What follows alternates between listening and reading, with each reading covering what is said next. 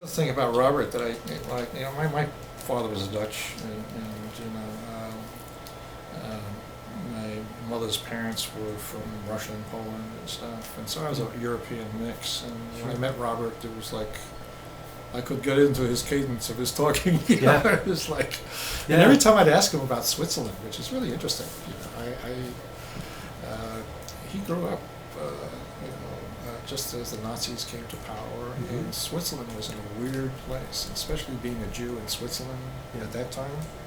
And every time I'd ask him, what was it like in Switzerland when you were there, just before the war broke out and stuff. He says, oh, I don't want to talk about it. It's very boring. Very boring. Yeah, the Swiss are boring people.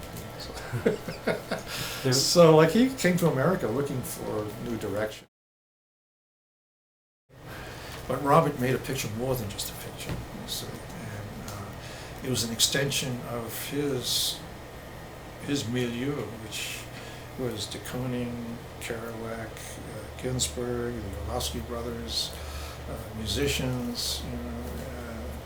The 50s were an incredible incubation period, and then it all exploded in the 60s, and it just got, just even more, revolutionary in a creative sense. No blood, no bodies, just minds. And Robert saw that. And he, was using the camera as his vehicle of his personal expression of his art, just as de Kooning would use paints, and Ginsberg and the others, their writing and stuff. And it's interesting to read the comments of people like Kerouac, who look at Robert's pictures. As you know, he wrote the introduction to the book. And he also did the narration for Pull My Daisy, which he wrote and then narrated. And it's wonderful, these sort of like brilliant people in their own way, whatever their self-destructive tendencies may have been, came up with these jewels. And I like the way Robert says, he's always looking out to see if he can find the truth. But, the truth is always changing, just as the world is. And to stay abreast of that, to not be happy with what you did as the Americans and constantly try to redo it. So I said to him, why are you now making movies? You're this like kick-ass photographer, and not just photographer, but voice. That's really important. And he says, well, I got tired of hunting. I said, what do you mean hunting? He says, well, you got to hunt for the pictures. You got to hunt. It's like it's not just walk up to you. As a neophyte, I went to him in New York. I said, Robert, I think I know you long enough. Would you look at my pictures and tell me if it sucks or if there's anything? And what he said was very, very telling. He said, because it opened up a whole world for me in a few words. He said, well, you take very pretty pictures, but what are they about? What are you trying to say? And then it hit me, wait a minute. This is a vehicle for personal expression, not just snapping pretty pictures. And there was like several conversations like that, which he says, no, you should go out there and shoot your people. What's going on? And this is what I did. I was lucky enough to get invited to some wonderful, situations, and was able to execute, as my technique got better, my pictures got, a little better and stuff. But after looking at Robert's pictures and how out of focus some of them were, it was the essence of the photograph that was important. It didn't matter if most everything was out of focus. So the first shot I did of it was like, pieces like this, which was, in a sense, the essence of what I always felt. Keep your eyes open, keep your mouth shut, if you shoot some pictures. Be invisible, like he says.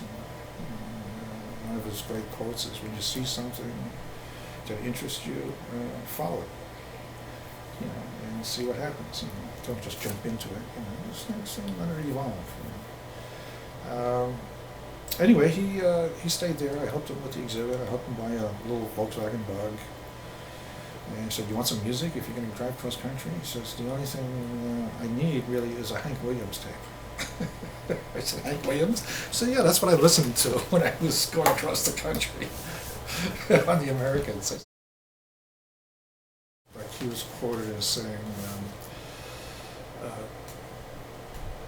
I want people to look at my photographs as though they were reading a line from a poem for the second time.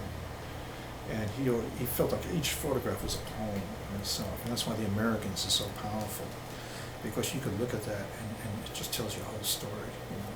And when you hear his little feedback about his experience shooting that particular shot, it really rounds it out. You know? And his photographs, to me, captured a certain honesty and emotional quality. I mean, they just weren't pictures of people standing in weird places. It was just emotional content of the people, and you know what you would fill in the blanks as to what was really going on. And I think that's the appeal that young people have. There's a certain raw honesty in his work, and the images are the kind that affect you, not just in your eyes, but you know, your whole body. There's that picture in Charleston of the black nurse holding the white baby. I mean, you know, or Streetcar in New Orleans, you know, where he was able to capture the whole segregation back of the bus.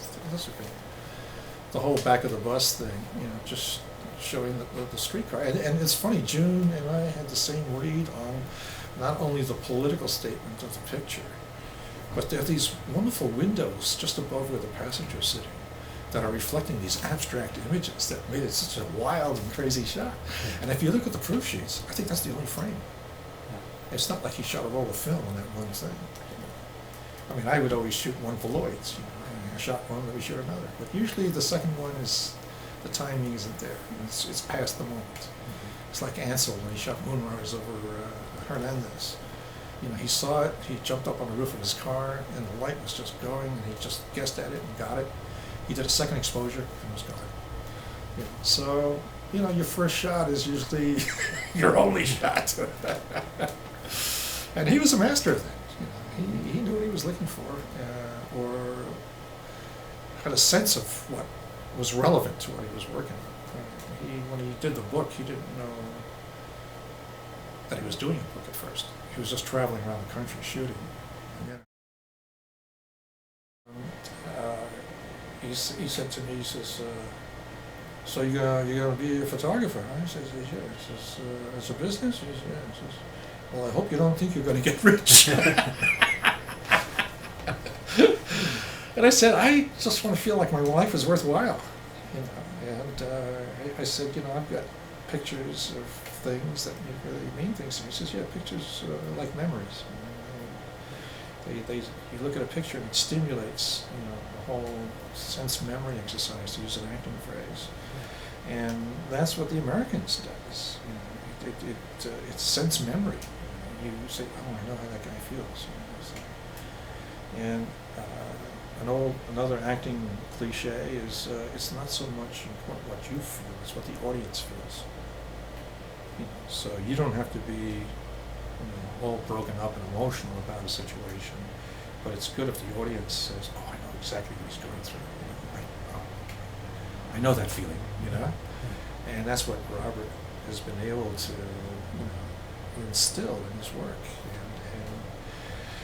And I've always been fascinated by things that are more universal truths that live beyond. I mean, I have trouble with pop music, it's catchy, you know, but I'd rather listen to some Miles Davis that was recorded maybe 40 years ago, you know, than John Legend, right? And not to take away from their talent, you know, but there are certain things that are timeless. And that body of work of Robert's is timeless. You know. People will be able to identify with that the next century or two. So anyway, thank you, Robert.